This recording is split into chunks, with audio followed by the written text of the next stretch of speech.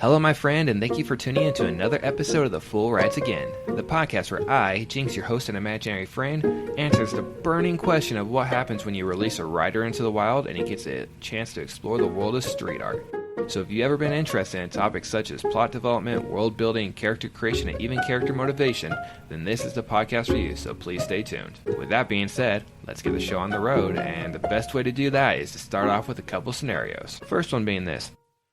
Imagine you arrive in a new town, and the very first thing you want to do is check out downtown, because you hear there's a good drinking scene, and it's the best place for you to meet new people. You get down there, and you find a bar that looks to be very popular. Lots of people outside of it. There's a line wrapping around the building, and in front of the bar is a giant ceramic horse, painted in the color scheme of the state flag. And you think to yourself, it's a pretty cool design, and I wonder how many people have actually attempted to ride it. You think on it for a second, but by the time an answer pops into your mind, it's your turn to go into the bar. So you go into it, have a couple drinks, and you come out. Now you are wasted.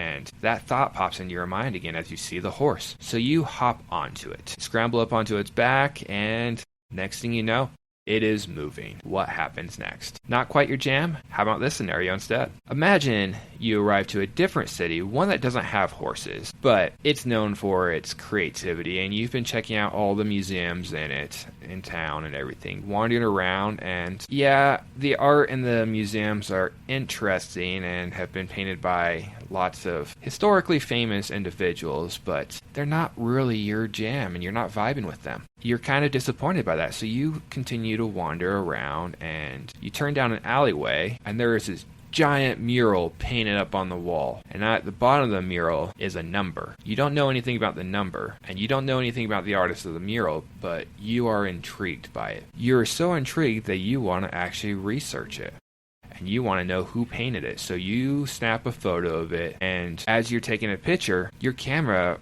recognizes a number and it pulls up a link. Just like how a QR code will scan, this number manages to register in your phone, and it turns out to be a set of coordinates. Intrigued still, you decide you're going to figure out where those coordinates go. You follow them, and it leads you to another mural. Not the same type, but you can tell it's been painted by the same person.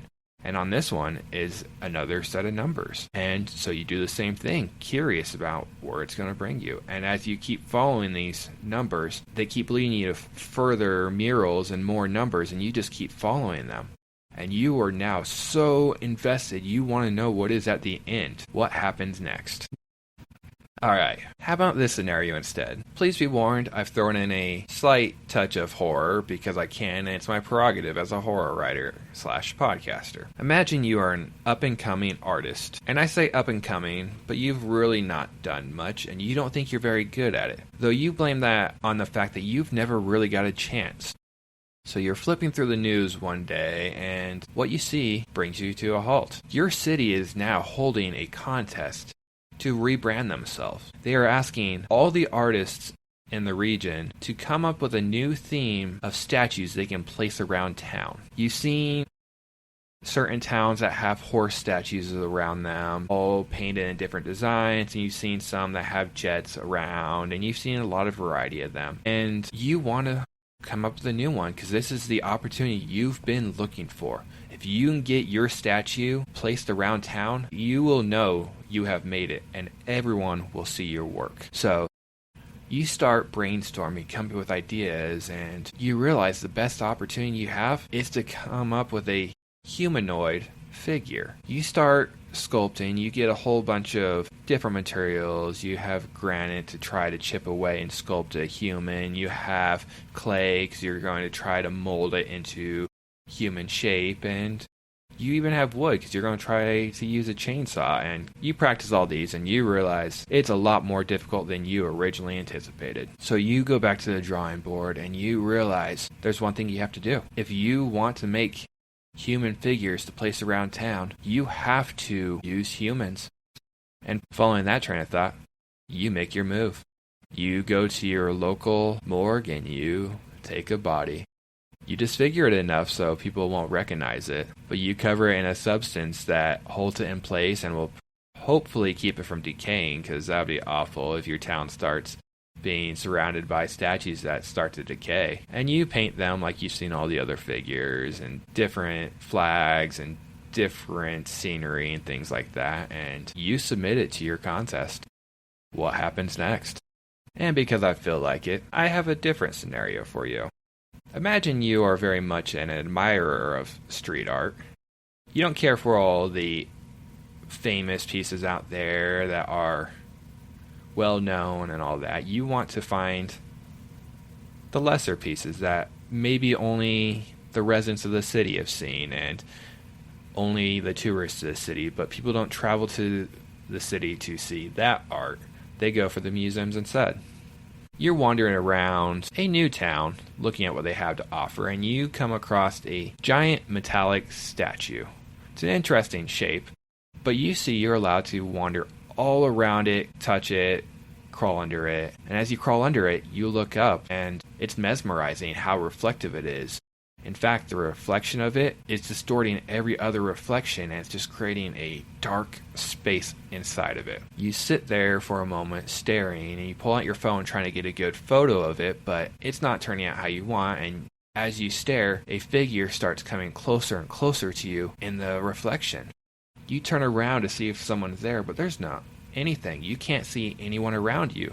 But as you turn back to the reflection in the street art, the figure is getting closer and closer still. Eventually, a person falls out of the reflection, crashing right into you. What happens next? Alright, that should be enough with the scenarios for now.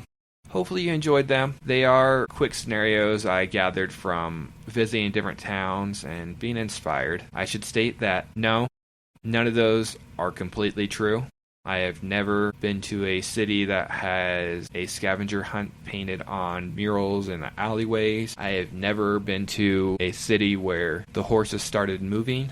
I've never been into a city where the statues placed around it are real people. And I've never been to a city where a person fell out of the street art itself. But I have been to lots of places that inspired those scenarios. For example, going with the first scenario, I'm sure everyone listening has been to a city or has at least seen a city that has statues scattered around the town. So, and each of those cities' statues seem to represent the city itself. For example, in my own city, we have jets scattered around, and that's because we are near an airport. But I've been to a city that had horses scattered around because there was a lot of country and farmland. Same for a city that has a lot of pig statues scattered around. And the only common theme really for each of these things was that all the statues were painted in a similar concept. No two statues were painted exactly the same, but they were similar. I've been to places where the statues were painted to match the flags. I've been to places where they were painted to match the country, or they were painted to match a natural scene and waterfalls and fish and all these different patterns on them. So they were all painted in a similar theme, but they were all different. And I thought about that for a long time because I really liked the statues and all that. So the idea came to me, what if there was a different reason for the statues? What if they actually served a purpose? What if no one actually tested that purpose? Going with that first scenario, the main character decided to hop on top of a horse. If no one had ever attempted that before, that horse never would have moved. But what if that horse was just waiting for someone to ride it and it would take the person away to a magical realm on an adventure or something like that? What happens in that scenario? Where's that person going to go? There's also the possibility that the person is so drunk that he gets on the horse and he only thinks it's moving. That's another possibility with that scenario. There's a reason I placed it in front of the bar and made him go into the bar and come out next. It leaves him as an unreliable narrator that is trying to tell a story of a horse that is moving, that is really not moving because he's just so drunk. But there's the slight possibility that it is moving. Maybe it just moves around and it brings him to another bar and now you're on an extravagant pub crawl. Possibility, and all that happens there is that the horses just keep circling in front of the bars. I never said where they were scattered around. Maybe they're only scattered in front of a bar. Who knows? It's a story to tell. I'll leave that up to someone else to tell, though. But playing around with that concept again, I've always wondered where those statues came from and how a city decided on what statues it would allow. Because it's not just a random person placing them around town. The cities won't really allow that, and they'd probably get rid of them. So if they're going to stay out there, the city itself has to kind of allow it. But how do they decide what qualifies for the concept they want and the rebranding they want? In hindsight, it makes sense to allow horses or jets or anything that fits the theme of the town, but maybe they're not thinking about that and they're letting the public themselves decide what they have. So why wouldn't there be a contest to allow it and to see what's going on? And every person in the contest is submitting something different. One person may submit a horse, one person may submit a pig and a jet, and then you have the person who submits a human. But what if that person really isn't good at sculpting? He has to take a different route about it. I made it a slight horror story there by having him steal a body, and I've taken inspiration from other places for this scenario too and combine them together. And I played around with it to make it my own, but what if that actually happens? What if not a human body, a person wants to submit a horse and they do the exact same thing to a horse body or to a pig body? It's a possibility with a lot of it, but it creates a very unique story, something someone might read somewhere. And then if you play around with the idea, does the person come clean about how they made the sculpture? Does the town allow it? Or what if the person failed in their initial concept and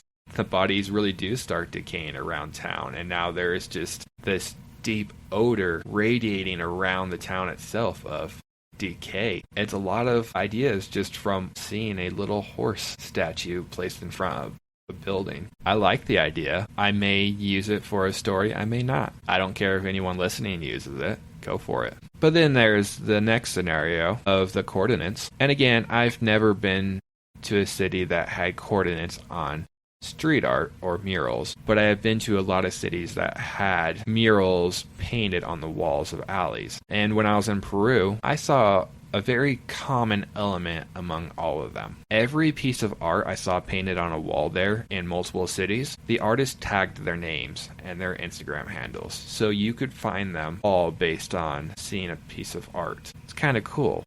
But playing with that idea, what if they didn't put themselves on there?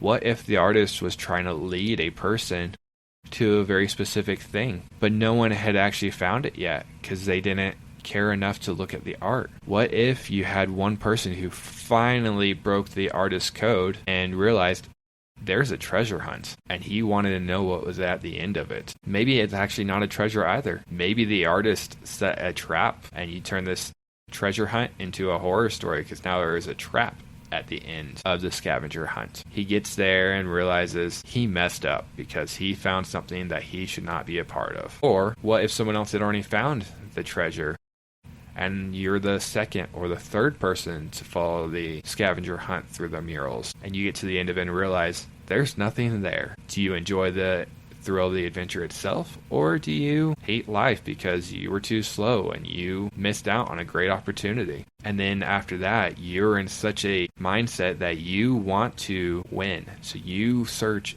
every mural in the city hoping to find a different scavenger hunt and a different trail that you can follow. When that city fails, you move to another one and you keep moving cities till you find one that pans out. How much of your life do you dedicate on tracking down a winning scavenger hunt? That inspiration, that scenario can lead to so many possible stories. But enough with that one. Let's go with that final scenario I have of a person falling out of a piece of art. Recently, I went to Chicago and I visited what is frequently referred to as the Bean. If you've seen it, you know it's very reflective and it's pretty much just a giant metal bean in the middle of a park. You can wander around it, you can touch it, and every angle of it has a slightly different reflection. If you go underneath it, it's formed in such a way that it really does look like there's just a black void in the middle of it. Kind of cool. And I was thinking to myself, what if a person came out of that? What if something came out if you're looking at it just directly? I'm sure most people have heard if you stare into the void long enough, the void stares back. What if that was the void itself and you're staring there caused something to come out in response to your staring? In my scenario, I made it a person, but it doesn't have to be a person. It could be something else. It could be an animal. It could be an object. It could be some monster from a foreign planet and galaxy. That's up to someone else to tell. But the initial idea is still there. What if, as you're staring at the piece of art, something comes out of the art? Lots of possibilities there. If you want the horror element, you just summoned a monster. If you want a romance element, it's the love of your life that came out of that. And now you're on an adventure to either help her return home or protect yourself and protect her in a foreign land as others come hunting her. Or you can make it a very bland story and the person that comes out of it is not interested in you at all. It's just a person who is trapped on the other side. They came out and they wander away to go on their own business. And if you are the type of MC that doesn't do anything, you just let them go because you don't want any part of it. Or you can be the MC that doesn't let them go because you are curious how they got in there and what they're planning on doing now. So many possibilities from one scenario, and one scenario came from inspiration from viewing one piece of art. It's worthwhile to know that even the slightest thing you see outside can cause inspiration for a lot of things. If you go to a city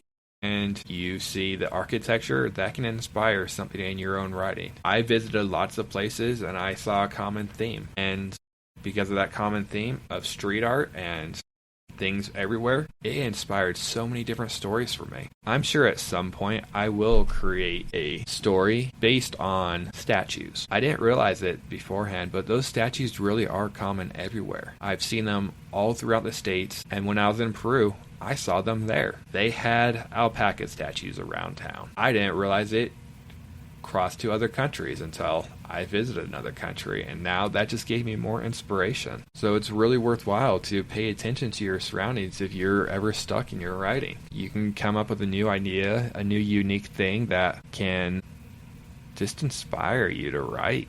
And it could become a subplot if you really want to in your story.